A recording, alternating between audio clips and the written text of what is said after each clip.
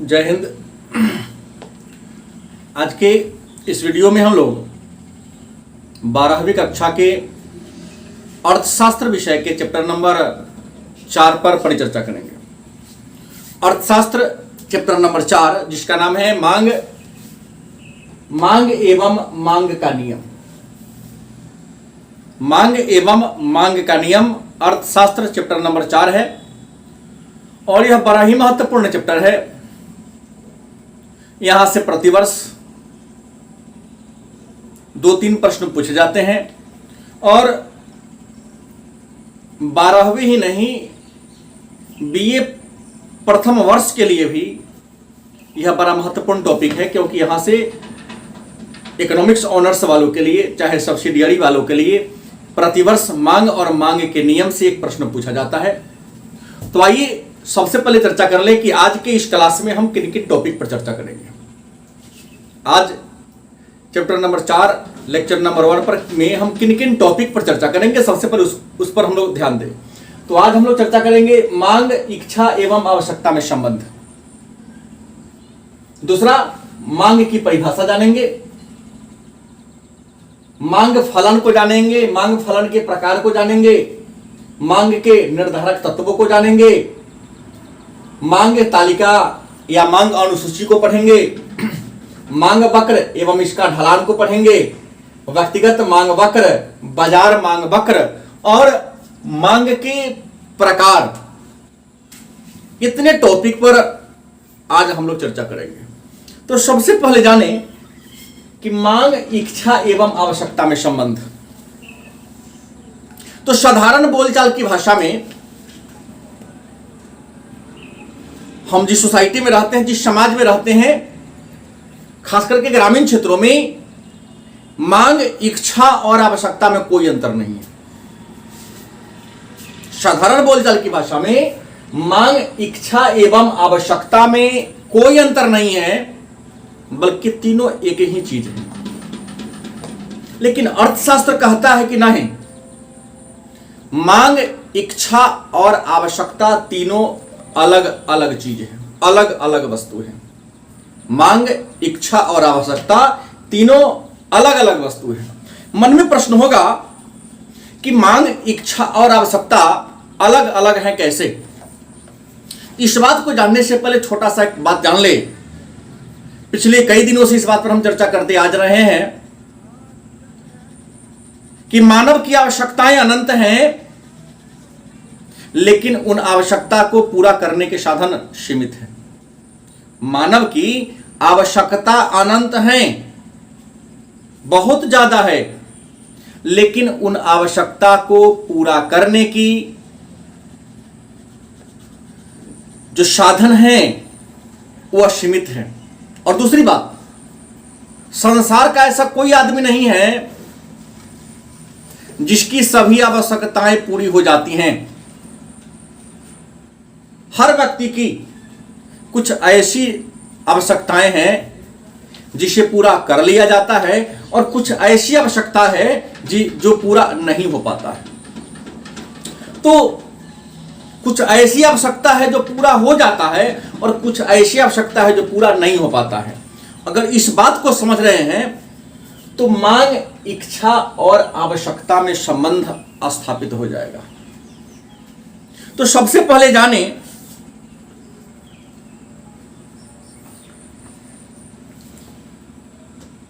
इच्छा क्या है, आवश्यकता क्या है। उसके बाद हम लोग मांग पर चर्चा करेंगे। तो किसी वस्तु को देखकर, कोई वस्तु आप देखते हो तो उस वस्तु को देखकर उसे प्राप्त करने की जो लालसा है, किसी वस्तु को देखकर उस वस्तु को प्राप्त करने की जो आपके मन में लालसा होती है, जिज्ञासा होती है, चाह होती है, उसको हम कहेंगे इच्छा। किसी वस्तु को देखे, वो वस्तु पसंद आ गया, वह वस्तु हमें चाहिए, खरीदे नहीं, मन में हुआ कि वह वस्तु हमें चाहिए, तो क्या हुआ, इच्छा हुआ।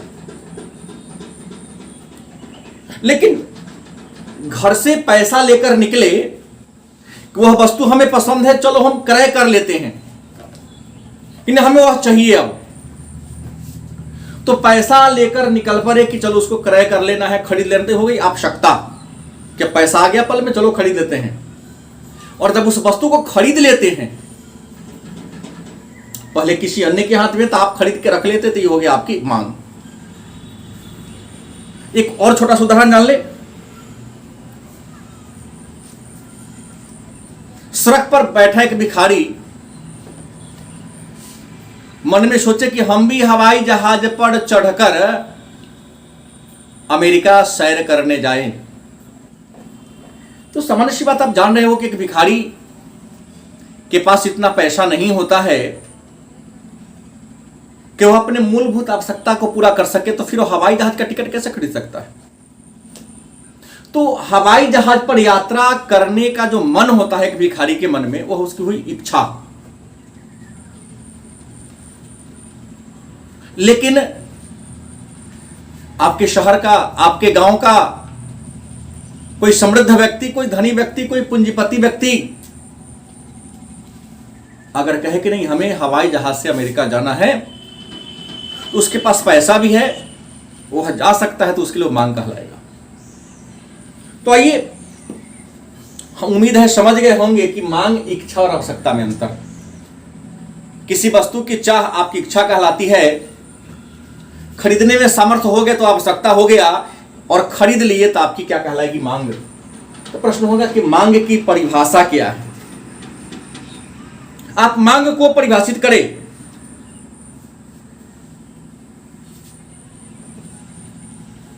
मांग की परिभाषा क्या है, दूसरा टॉपिक होगा मांग को परिभाषित करें। तो आपका उत्तर होगा, यदि अन्य बातें समान रहे तो। मांग की परिभाषा है, मांग का डेफिनेशन है, डिमांड का डेफिनेशन है, यदि अन्य बातें समान रहे तो एक उपभोक्ता मैंने चर्चा किया, जो वस्तु का प्रयोग करता है उसे उपभोक्ता कहते हैं। यदि अन्य बातें समान रहे तो एक निश्चित कीमत पर एक उपभोक्ता किसी वस्तु की जितनी मात्रा खरीदने को तैयार होता है उसे ही मांग कहते हैं। ध्यान रखेंगे, हमने परिभाषा क्या दिया, यदि अन्य बातें समान रहे तो। यदि अन्य बातें समान रहे तो एक निश्चित कीमत पर उपभोक्ता वस्तु की जितनी मात्रा खरीदने को तैयार होता है उसी को क्या कहते हैं, मांग कहते हैं। मन में एक यहां प्रश्न उठा होगा, आपके मन में एक प्रश्न होगा कि सर आपने कहा यदि अन्य बातें समान रहे तो, इसका मतलब क्या होगा। यदि अन्य बातें समान रहे तो इसका मतलब क्या होगा। तो अन्य बातें समान रहने का मतलब यह हुआ, अन्य बातें समान रहने का मतलब यह हुआ कि व्यक्ति की आय नहीं बदलना चाहिए, रुचि नहीं बदलना चाहिए, फैशन नहीं बदलना चाहिए, परिवार में सदस्यों की संख्या नहीं बढ़नी चाहिए, नहीं तो नियम फेल हो जाएगा। यह अन्य बातें समान रहने का मतलब यह शर्त होगा, तभी मांग का नियम लागू होगा या मांग की परिभाषा चरितार्थ होगी, अन्यथा नहीं होगी।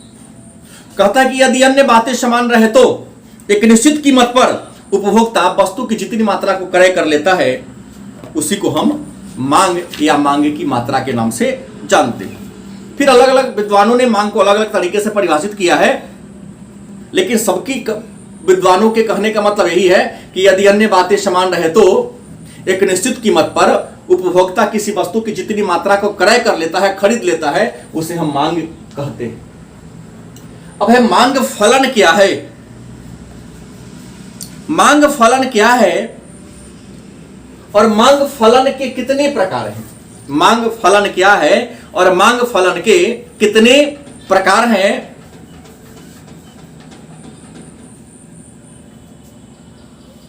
तो मांग फलन का परिभाषा कहता है वस्तु की मांग और उसे प्रभावित करने वाले घटकों के बीच के संबंध को मांग फलन कहते हैं। वस्तु की मांग, जैसे हम एक मार्कर की मांग करते हैं, लेकिन मार्कर के मांग को प्रभावित करने वाला दो चीज है। पहला इसका कीमत, अरे बड़ा कीमत कर रहे हो, ज्यादा कीमत है, कुछ कम करो, एक प्रभावित हुआ। दूसरा, बाजार में उपलब्ध है या नहीं, इसकी उपलब्धता और इसकी कीमत। तो कहता है कि मांग को फलन क्या है, तो वस्तु की मांग और इसे प्रभावित करने वाले कारकों के जो संबंध है, उसी संबंध को हम मांग फलन के नाम से जानते हैं। आपको बता दें तो मांग फलन कितने प्रकार के होते हैं, तो मांग फलन दो प्रकार के होते हैं, एक है व्यक्तिगत मांग फलन, दूसरा है बाजार मांग फलन। तो प्रश्न होगा व्यक्तिगत मांग फलन क्या है? व्यक्तिगत मांग फलन क्या है? तो हम एक शिक्षक हैं, हम इस मार्कर की मांग एक महीना में कितना करते होंगे, 1 या 2। इंक डाल डाल के काम चलाते हैं, इंक इसमें डालते हैं। एक मंथ में हम एक अधिक से अधिक 2 मार्कर का हम प्रयोग करते हैं। लेकिन मार्केट में क्या हम ही एक शिक्षक हैं? क्या इस मार्कर का डिमांड मैं ही करता हूं कि अन्य सारे बहुत सारे लोग करते होंगे? तो बहुत सारे लोग करते होंगे। तो प्रश्न यह आता है कि मांग के कितने प्रकार, मांग फलन के प्रकार कितने हैं? तो मांग फलन के 2 प्रकार हैं, व्यक्तिगत मांग फलन और बाजार मांग फलन। तो मन में एक और प्रश्न होगा कि व्यक्तिगत मांग फलन क्या है और बाजार मांग फलन क्या है? तो एक उपभोक्ता के द्वारा, जैसे मैं एक उपभोक्ता हूं, तो एक उपभोक्ता के द्वारा बाजार में किसी वस्तु की जितना मात्रा की मांग की जाती है, एक उपभोक्ता के द्वारा बाजार में किसी वस्तु की जितनी मात्रा की मांग की जाती है, उसे ही व्यक्तिगत मांग फलन कहते हैं। जबकि बाजार में अनेक विक्रेता हैं तो अनेक सारे क्रेता भी हैं। तो बाजार मांग फलन क्या है? यहां एक व्यक्ति के मांग को दर्शाता है। और बाजार मांग फलन क्या है? तो किसी बाजार में अनेक सारे विक्रेता होते हैं तो अनेक सारे क्रेता भी होते हैं। तो किसी बाजार में अनेक सारे क्रेताओं के द्वारा, उपभोक्ताओं के द्वारा किसी वस्तु की मात्रा की जो मांग की जाती है, उसको प्रभावित करने वाले घटक को बाजार मांग फलन कहते हैं। एक व्यक्ति का होगा तो व्यक्तिगत मांग फलन, और पूरे बाजार की बात करें या अनेक सारे उपभोक्ताओं की बात करें तो बाजार मांग फलन के नाम से जानते हैं। अब अगला टॉपिक आता है, इसको हम तालिका के द्वारा आगे चर्चा कर देंगे। मांग के निर्धारक तत्व कौन कौन हैं? मांग के निर्धारक तत्व कौन कौन हैं? तो आपको बता दें, मांग के कई निर्धारक तत्व हैं। इसमें पहला है वस्तु की उपयोगिता। मांग का जो पहला निर्धारक तत्व है वह क्या है? तो वस्तु की उपयोगिता। अब मन में होगा कि वस्तु की उपयोगिता का मतलब क्या है? तो किसी वस्तु का वह गुण जिसके द्वारा वह किसी की आवश्यकता को पूरा करता है। मतलब आवश्यकता को पूरा करने की क्षमता को हम उपयोगिता कहते हैं। तो याद रखेंगे, वस्तु की उपयोगिता, जिस वस्तु में उपयोगिता ज्यादा होगी उस वस्तु का कीमत ज्यादा होगा, और जिस वस्तु की उपयोगिता कम होगी उस वस्तु की कीमत भी कम होगी। तो वस्तु की उपयोगिता मांग की निर्धारक तत्व है पहला। दूसरा, आय का स्तर। मांग को प्रभावित करने वाला दूसरा जो महत्वपूर्ण कारक है वो आय का स्तर। याद रखेंगे, आय के स्तर का मांग पर प्रत्यक्ष प्रभाव पड़ता है। व्यक्ति की आय ज्यादा होती है तो मांग ज्यादा करता है, और आय कम हो जाती है तो मांग कम कर देता है। जैसे वर्तमान समय की हम बात कर ले तो ये आपदा नहीं, इसको अभी कोरोना का जो काल चल रहा है, विपदा की स्थिति है। कुछ लोगों, कुछ परिवार की, कुछ फैमिली की बात को छोड़ दिया जाए तो सामान्यतः 90% परिवार की हम बात करें कि कोरोना से पहले लोगों का जो व्यय था उसके तुलना में अभी लोगों का व्यय घट गया है। क्या पता यह कब तक माहौल रहेगा, इस तरह की आपदा कब तक रहेगी, और वस्तु की कीमत बड़ी तेज गति से बढ़ती जा रही है। तो कहता है कि आय का स्तर भी मांग को प्रभावित करता है। आय कम होगा तो मांग भी कम होगा, आय ज्यादा होगा तो मांग भी ज्यादा होगा। तीसरा है धन का वितरण। आप जानते हैं कि हमारे देश में ही नहीं, संपूर्ण विश्व की हम बात कर ले धन का वितरण एक समान नहीं है, धन का बंटवारा एक समान नहीं है।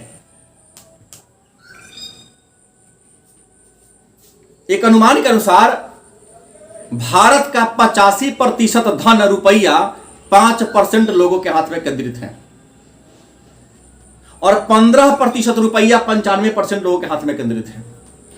तो यहां एक बात याद रखेंगे, जो पूंजीपति लोग होते हैं, जो धनवान लोग होते हैं, वो विलासिता की वस्तु का डिमांड ज्यादा करते हैं और जो गरीब आदमी होते हैं वह केवल आवश्यकता और अनिवार्य वस्तु की डिमांड करता है। उसके बाद वस्तु की कीमत। वस्तु की कीमत भी मांग को प्रभावित करती है या मांग के निर्धारक तत्व है। प्रश्न होगा कि वस्तु की कीमत का मतलब क्या हुआ? तो वस्तु की कीमत का मतलब हो गया कि कीमत कम होगा तो मांग ज्यादा करेंगे और कीमत ज्यादा होगा तो मांग कम करेंगे। तो मांग को प्रभावित करने वाला कारक कीमत भी है। कीमत ज्यादा है तो मांग कम हो गया है। जैसे अभी बात कर ले सरसों तेल की, हम बात कर ले रिफाइंड की ही हम बात कर ले, तो लगभग 200 के करीब पहुंच गया है सरसों तेल का कीमत, और इससे पहले मात्र 100 या 110 के आसपास था। आज से जनवरी दिसंबर की हम बात कर लेते हैं। तो जिस परिवार में जनवरी या दिसंबर के माह में सरसों तेल की खपत 10 केजी होती थी, अब वहां 5 से 6 केजी पर का सिमट गया है। तो वस्तु की कीमत भी मांग को निर्धारित करती है। जैसे कीमत कम होगा तो मांग ज्यादा होगा, कीमत ज्यादा होगा तो मांग कम होगा। पांचवा, संबंधित वस्तु की कीमत। संबंधित वस्तु की कीमत भी मांग को प्रभावित करती है या मांग के निर्धारक तत्व हैं। एक संबंधित वस्तु कितने प्रकार के होते हैं तो आपको बता दें। जो संबंधित मतलब जुड़ा हुआ, संबंधित मतलब जुड़ा हुआ, संबंधित वस्तु 2 प्रकार की होती है। संबंधित वस्तु की कीमत भी मांग को प्रभावित करती है या मांग के निर्धारक तत्व है। तो संबंधित जो वस्तु होती है 2 प्रकार की होती है, एक स्थानापन्न वस्तु, दूसरा पूरक वस्तु। पहला कौन है? संबंध वस्तु 2 प्रकार की होती है। प्रकृति के आधार पर वस्तु को 2 भागों में बांटा गया है। पहला स्थानापन्न वस्तु, दूसरा पूरक वस्तु। मन में एक प्रश्न होगा, तो स्थानापन्न वस्तु किसे कहते हैं? स्थानापन्न वस्तु किसे कहते हैं? तो कहता है कि वह वस्तु जिसका एक दूसरे के बदले में प्रयोग किया जाए। वह वस्तु जिसका एक दूसरे के बदले में, हम यहां से हट जाए तो मेरे जगह दूसरा आदमी भी यही काम करेगा। वह वस्तु जिसका एक दूसरे के बदले में, एक दूसरे के स्थान पर प्रयोग किया जाए, उस वस्तु को हम स्थानापन्न वस्तु कहेंगे। मन में प्रश्न होगा, तो स्थानापन्न वस्तु कौन होगा? तो चाय का कॉफी होगा, क्योंकि अचानक घर में चाय का पत्ती खत्म हो जाता है या कॉफी है तो हम कॉफी पीकर काम चला लेते हैं, क्योंकि जो आवश्यकता हमें चाय से पूरी होती है लगभग वही आवश्यकता कॉफी भी पूरा करता है। दूसरा, चीनी का मीठा, क्योंकि चीनी का प्रयोग भी हम मिठास के लिए करते हैं और मीठा का प्रयोग भी हम मिठास के लिए करते हैं। तो स्थानापन्न वस्तु किसे कहते हैं? तो स्थानापन्न वस्तु उस वस्तु को कहते हैं जिसका प्रयोग एक दूसरे के बदले में किया जाए। दूसरा, पूरक वस्तु। दूसरा क्या है? पूरक वस्तु। तो मन में प्रश्न होगा, पूरक वस्तु कहते किसे? तो पूरक वस्तु उस वस्तु को कहते जिसका एक साथ प्रयोग किया जाता है, अकेला अकेला का प्रयोग नहीं कर सकते। पूरक वस्तु उस वस्तु को कहते हैं जिसका एक साथ ही प्रयोग होता है। उसका अलग अलग प्रयोग करेंगे तो महत्ता खत्म हो जाएगी, उपयोगिता खत्म हो जाएगी। जैसे बैट बॉल, बिना बॉल के बैट का कोई महत्व नहीं है और बिना बैट के बॉल का कोई महत्व नहीं है। पेट्रोल से कार है, पेट्रोल नहीं है तो कार की क्या उपयोगिता है? कार रखना है तो पेट्रोल रखना पड़ेगा। कलम का स्याही, कलम है उसमें स्याही है ही नहीं, कलम रखने से क्या फायदा? जूता, मोजा, जूता का जैसे कोई हो तो मोजा जरूरी है उसके लिए। ब्रेड के साथ मक्खन। तो कुछ ऐसी वस्तु हैं जिनका एक साथ प्रयोग किया जाता है, अकेला प्रयोग नहीं कर सकते हैं। तो ऐसी वस्तु को पूरक वस्तु कहते हैं। जैसे मैंने कहा, कार का पूरक वस्तु पेट्रोल होगा, तो कलम का स्याही होगा, तो जूता का मोजा होगा, बॉल का बैट होगा। अब है रुचि फैशन, मांग को प्रभावित करने वाला कारक रुचि और फैशन भी है। कोई वस्तु आपके रुचि का है तो कितनों कीमत बढ़ेगा, प्रयोग करवे कीजिएगा। जैसे हम वर्तमान समय में कभी कभी देखते हैं,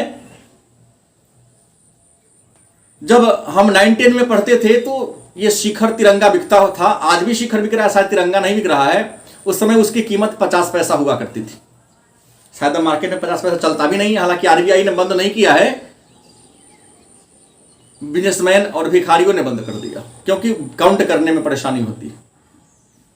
तो 50 पैसा में बिकता था, अब 5 या 10 रुपया में, वो भी ब्लैक में बिक रहा है।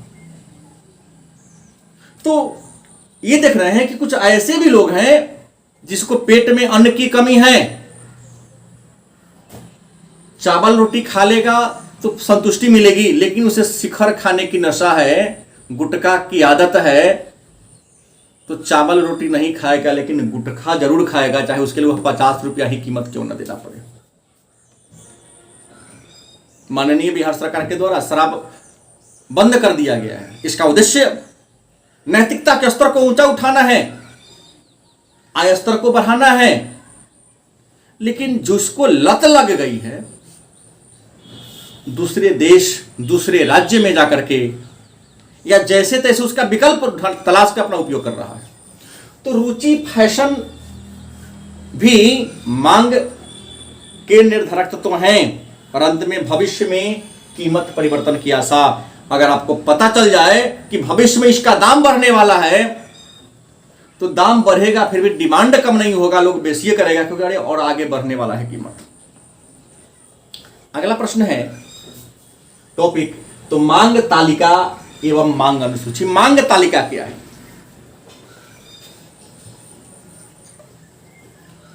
तो अलग अलग कीमतों पर किसी बाजार में, कहता है कि बाजार में 1000 भाव होता है। ऐसा कोई बाजार नहीं है जहां एक वस्तु का एक ही रेट हो।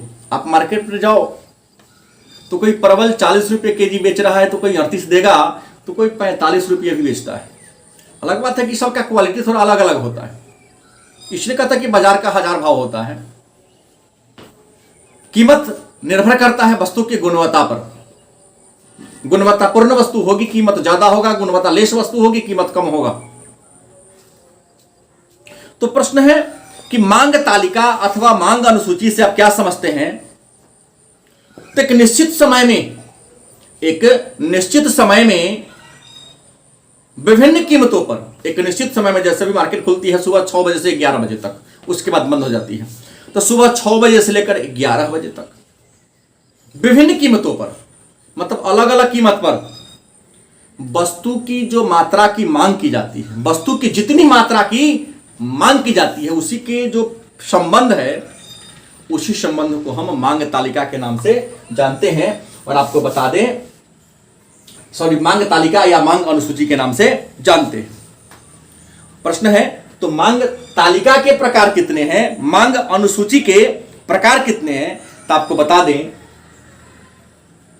मांग तालिका अथवा मांग अनुसूची के 2 प्रकार हैं। ये दोनों जो है प्रकार, यह इसी के है। मांग तालिका या मांग अनुसूची के ये 2 प्रकार हैं, एक व्यक्तिगत मांग तालिका, दूसरा सामूहिक मांग तालिका। तो हम यहां चर्चा कर देते हैं कि मांग तालिका 2 प्रकार के होते हैं, एक व्यक्तिगत मांग तालिका और एक होता है बाजार मांग तालिका। तो हम यहां एक बना देते हैं, आपको समझ में आ जाएगा। व्यक्तिगत मांग तालिका और दूसरा बनाते हैं बाजार मांग तालिका। मतलब मांग तालिका या मांग अनुसूची के कितने प्रकार हैं? तो मांग तालिका या मांग अनुसूची के 2 प्रकार हैं, एक व्यक्तिगत मांग तालिका, दूसरा बाजार मांग तालिका। तो व्यक्तिगत मांग तालिका क्या है? तो व्यक्तिगत मांग तालिका किसी बाजार में एक व्यक्ति अलग अलग कीमतों पर वस्तु के जितनी मात्रा की मांग करता है, उसी को व्यक्तिगत मांग तालिका कहते हैं। व्यक्ति का मतलब एक व्यक्ति, हम देखते हैं कि वस्तु की कीमत, वस्तु की क्या होगी? कीमत होगी, और हम लिख देते हैं रमेश की मांग।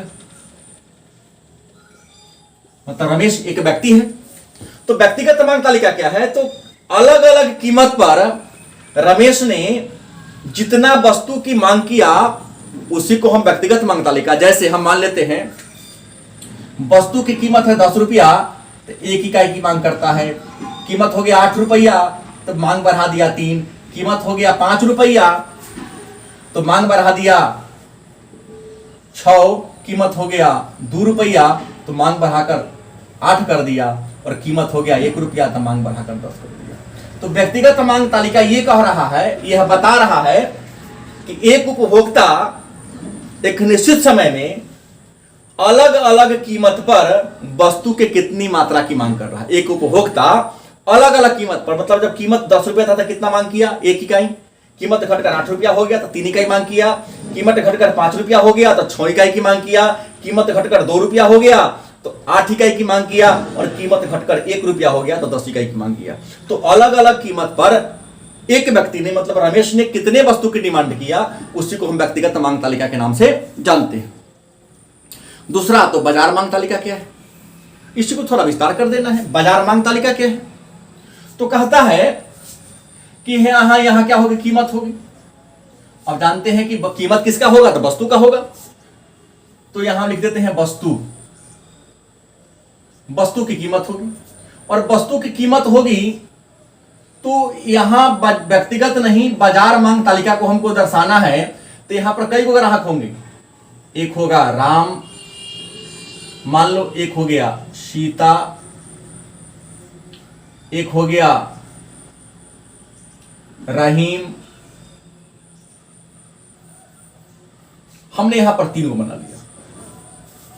यहां पर व्यक्तिगत मांग तालिका में क्या है कि एक व्यक्ति अलग अलग कीमत पर जो वस्तु की मांग किया, यहां अलग अलग व्यक्ति अलग अलग कीमत पर जो वस्तु की मांग किया। जैसे मान लो यहां वस्तु की कीमत 10 है, तो राम ने 2 इकाई का मांग किया, सीता ने 1 इकाई का मांग किया, रहीम ने 3 इकाई का मांग किया। कीमत घटकर 8 हो गया। राम 3 इकाई, सीता 2 इकाई और रहीम 5 इकाई। कीमत घटकर यहां 5 रुपया हो गया। तो राम भी मांग बढ़ा देगा, 6 कर देगा, सीता 5 कर देगी और ये 7 कर देगा। कीमत घटकर 2 रुपया हो जाता है, तो ये 8 इकाई की मांग कर देता है। ये 7 इकाई की मांग करते हैं, ये 10 इकाई की मांग करते हैं। कीमत घटकर 1, तो ये 10, ये 9 और ये 12 इकाई की मांग करते हैं। तो मतलब यहां कहने का मतलब ये है कि बाजार में उपभोक्ता अनेक प्रकार के होते हैं। एक ही कीमत पर कुछ आदमी कम सामान खरीदते हैं तो कुछ आदमी ज्यादा सामान खरीद लेते हैं। तो अलग एक ही कीमत पर अलग अलग उपभोक्ता बाजार में अलग अलग वस्तु की मात्रा का डिमांड करते हैं। इसी को दर्शाने वाला को हम बाजार मांग तालिका के नाम से जानते हैं। तो यहां पर जोड़ देंगे, यहां व्यक्तिगत मांग तालिका, तो यहां 10 रुपए पर 1 किलो हुआ, 8 पर 3 हुआ, लेकिन यहां तो ज्यादा हो जाएगी। 10 रुपये था तो तीनों को जोड़ देंगे, 2 1 3 3 6।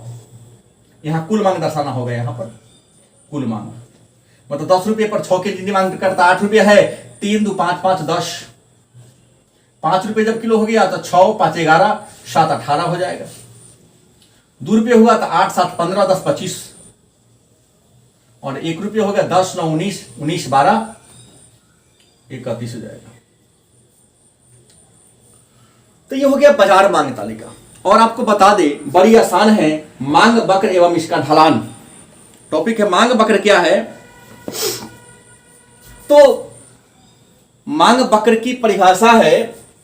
मांग वक्र की परिभाषा क्या है, तो मांग की तालिका को, ये मांग की जो तालिका है, इसी तालिका को यदि रेखा चित्र के रूप में दर्शा दिया जाए, मांग की तालिका ये हो गया, तो मांग की तालिका को रेखा चित्र के रूप में क्या कर देना, दर्शा देना। हम यहां दर्शा के दिखा दे रहा हूं। ऊपर की बात को हमने पढ़ लिया, ऊपर वाले बात टॉपिक को हम मिटा देते हैं।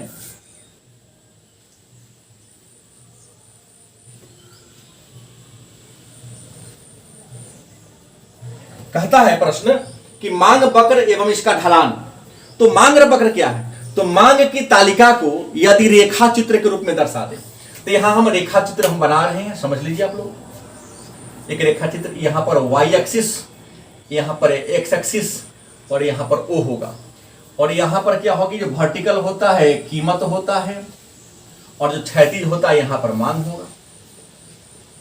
हम यहां क्या देख रहे हैं, कीमत यहां से लेके चलते हैं, बड़ी सबसे ऊंचा कीमत 10 है, उसके बाद कीमत कितना है तो 8 है, उसके बाद कीमत कितना है तो 5 है, उसके बाद कीमत कितना है तो 2 है, उसके बाद कीमत कितना है तो 1 है। तो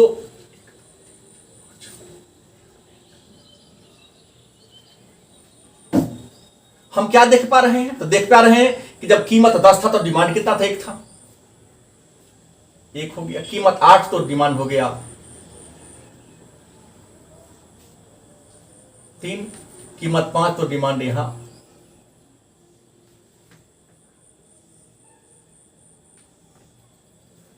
तो यहां लिखना पड़ेगा 1, 3, 6, 8, 10।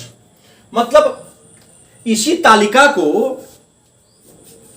मांग की तालिका को एक रेखा चित्र के रूप में दर्शा देना क्या कहलाता है, तो मांग वक्र और उसका ढलान कहलाता है। और मांग वक्र का ढलान क्या है, तो मांग वक्र का ढलान ऊपर से नीचे की ओर गिर रहा है, मतलब सिद्ध कर रहा है कि जब कीमत ज्यादा था तो मांग कम है, और जैसे जैसे कीमत घट रहा है तो मांग क्या हो रही, बढ़ रही है।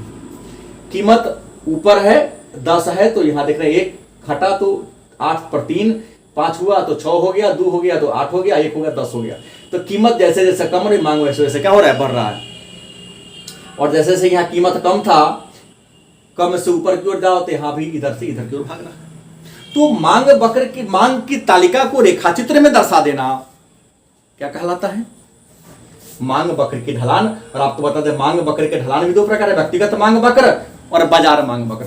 अगर एक बना दिए तो व्यक्तिगत मांग वक्र हो गया, क्योंकि हमने किसका बनाया, तो यह बनाया हमने रमेश का बनाया है। बाजार की बात करें तो यहां पर हमने 3 बना दिया, तो ऐसा ही हम छोटा छोटा 3 बना देंगे, वाई एक्स ओ, और यहां लिख देंगे नाम रामबाला बना रहा हूं। रामबाला में क्या है, तो यहां 5 बनाना है,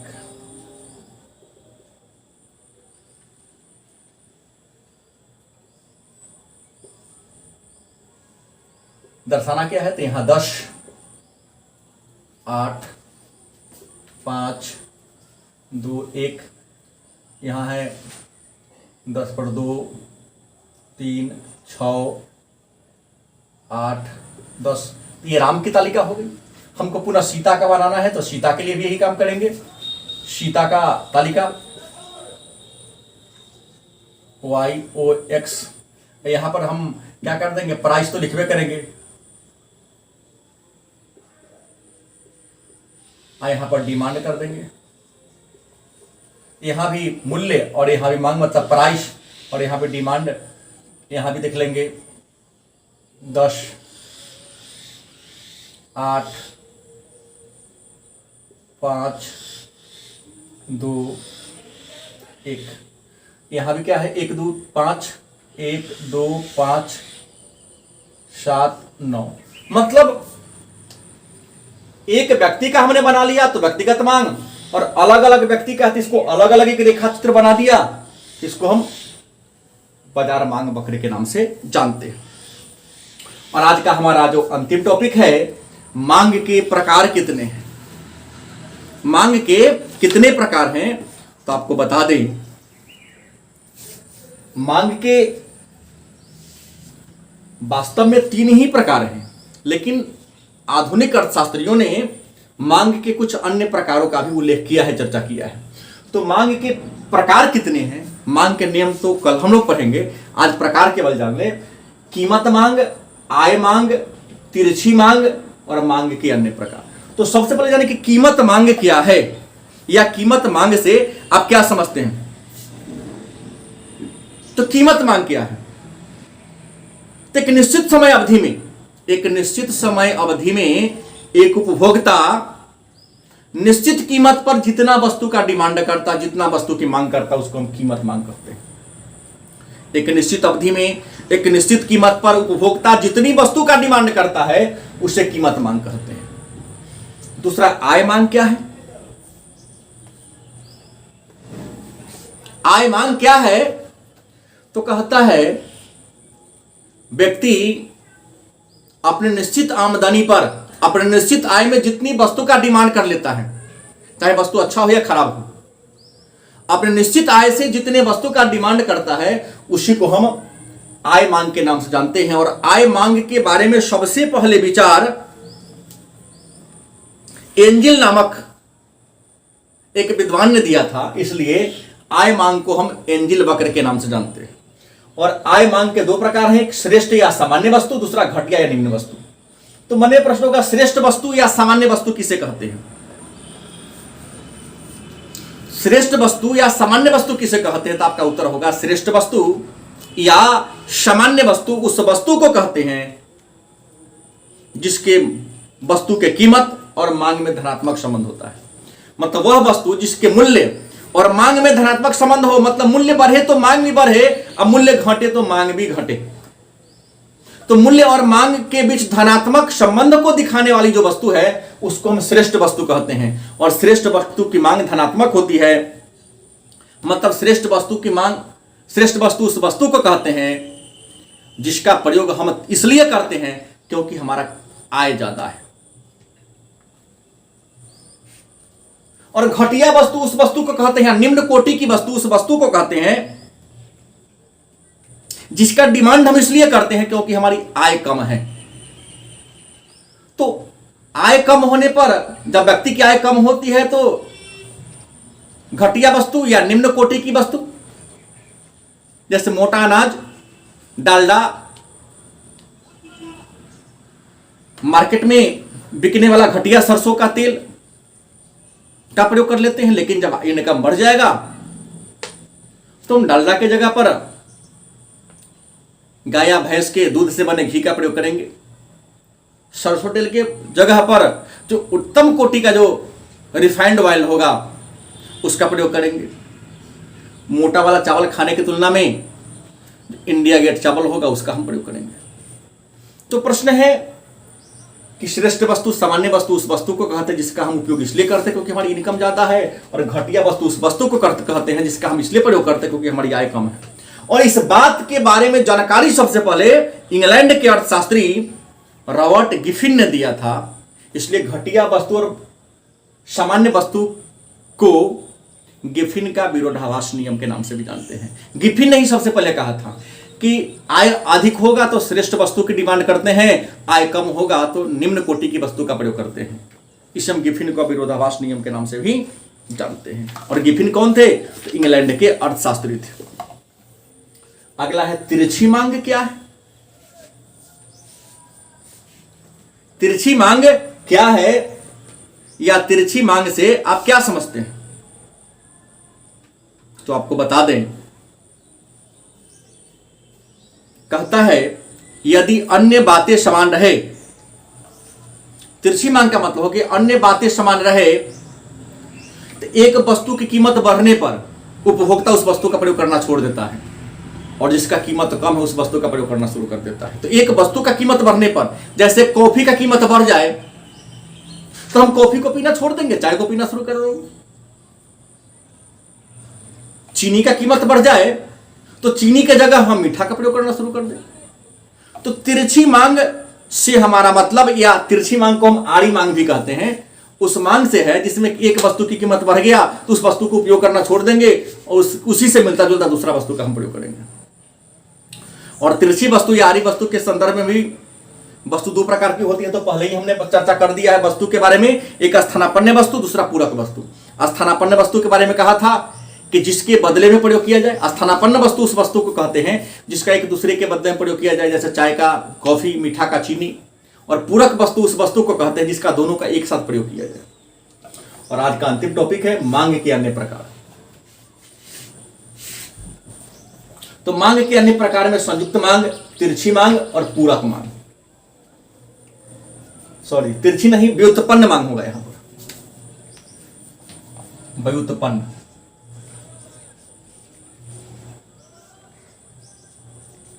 तो प्रश्न है संयुक्त मांग क्या है? संयुक्त मांग किसे कहते हैं? तो एक ही उद्देश्य को पूरा करने के लिए एक ही समय पर, एक ही उद्देश्य को पूरा करने के लिए एक ही समय पर एक से अधिक वस्तु की मांग की जाए। एक ही उद्देश्य को पूरा करने के लिए एक ही साथ एक से अधिक वस्तु का डिमांड किया जाए तो उसको हम सामूहिक मांग या संयुक्त मांग कहते हैं। क्या कहते हैं? संयुक्त मांग कहते हैं। एक ही इच्छा को पूरा करने के लिए एक से अधिक वस्तु की मांग किया जाए तो क्या कहेंगे? संयुक्त मांग। जैसे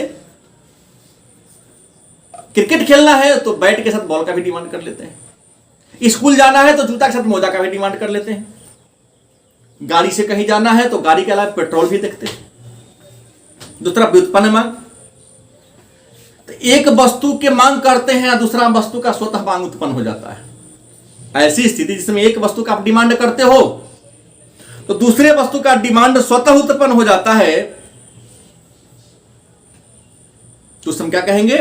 व्युत्पन्न, मतलब उत्पन्न होने वाला मांग। हम मांग किए एक, दूसरा वस्तु का डिमांड हो गया। खाना खाने बैठते हैं, बिना कहे पानी आपके सामने पहुंच जाता है, मतलब खाना के समय पानी चाहिए ही चाहिए। बाथरूम जाते हैं,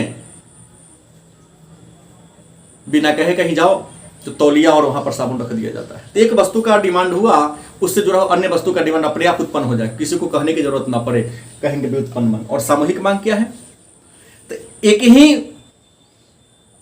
कहता है, एक ही वस्तु से जब दो या दो से अधिक आवश्यकता को पूरा कर ले। वस्तु एक है, वस्तु कितना है? एक है, लेकिन उससे दो या दो से अधिक आवश्यकता को पूरा कर लिया जाए तो कहेंगे सामूहिक मांग। जैसे बिजली है, एक ही वस्तु है, इसे आप पंखा चला लो, बल्ब जला लो, हीटर चला लो, कूलर चला लो, एयर कंडीशन चला लो, फ्रिज चला लो।